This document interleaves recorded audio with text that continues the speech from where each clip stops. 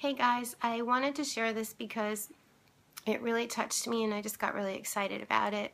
The Holy Spirit started speaking to me this morning out of the book of Jonah. It was just stuff I was kind of been working out, talking out, praying out with God. And I hadn't read the book in a while, but then I did go and pick it up and read it. And so, we all know the kind of children's story version of it is that Jonah, God calls him to do something, he runs away, so he disobeys. He spends 3 days and nights in the belly of this great fish, where he has time then to, contemplate and reconsider his position. He cries out to God and surrenders, and then does ultimately go and do what God called him to do.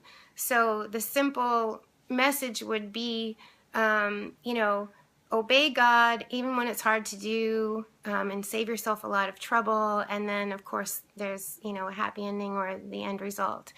But the Lord was also showing me that sometimes it's not so much that it's easy to dismiss, but above and beyond that, we think to ourselves, most of us haven't had that, like, well, hey, I'm not called to Nineveh, so I'm not outrightly running away or defying God the way Jonah is. So what's, the more practical application, if you will.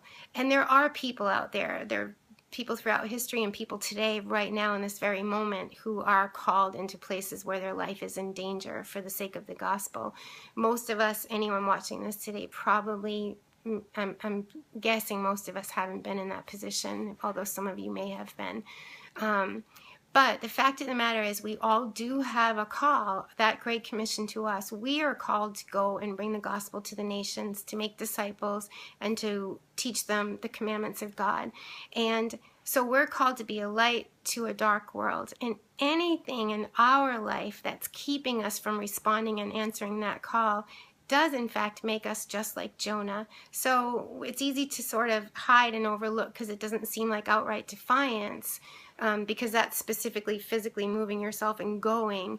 But what about our hearts? So if you're supposed to be a light, and our ultimate mission, when we come to know Christ, then it's all about dying to self and his purposes, his kingdom purposes, having priority, because he not only loves us, but he loves this lost, dying world and uses us to bring the gospel message to them. And so if he's calling me to surrender an area of my life and I'm not, if he's telling me to love the unlovely or serve those that are difficult or, difficult to love or whatever, to forgive, if I'm harboring bitterness or unforgiveness or whatever the area might be that that I have not fully surrendered, so that I'm not being that light and I'm not fulfilling that great call and mission of what my life is, then yes, he might need to do something or allow something in my life where he stops me dead in my tracks and he gets my attention. And there's times where we might be in places, maybe we're not swallowed up by a giant fish, but can you relate to Jonah being in a place that is dark, that feels like God's not there with you, that you feel alone, that you feel that there's no way out? And some of us need to get to that place before we finally just cry out and completely surrender and say, okay, God, what is it?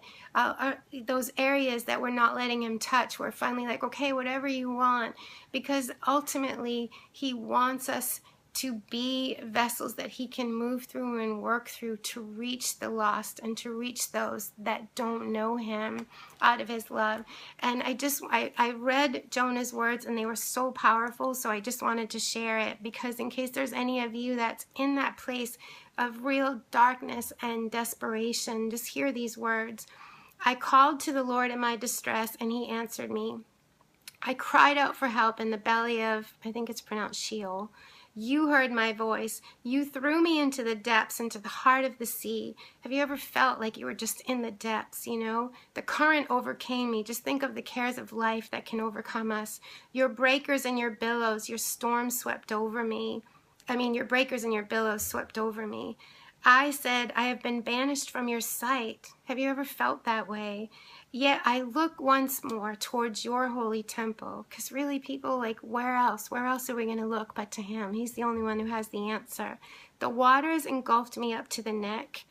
The watery depths overcame me. Seaweed wrapped around my head. And I'm just thinking of those times where I just feel choked by the cares or I feel blinded by the circumstance. I can't even think straight, when I'm picturing that seaweed wrapped around his head. And I sank to the foundation of the mountains, just thinking of such a sinking, desperate, low feeling. The earth with its prison bars closed behind me forever. But you raised up my life from the pit, Lord my God, as my life was fading away. And sometimes it's just what it takes, right? I remembered Yahweh. My prayer came to you, to your holy temple. Those who cling to worthless idols forsake faithful love. And the Holy Spirit started to ask me, Mary, what are the worthless idols that maybe you might be clinging to that are keeping you? And those could be, have I made an idol out of self? Do I not forgive someone because I'm more concerned with my hurt feelings than God's ultimate mission? So that's just one example. But as for me, I will sacrifice to you with a voice of thanksgiving.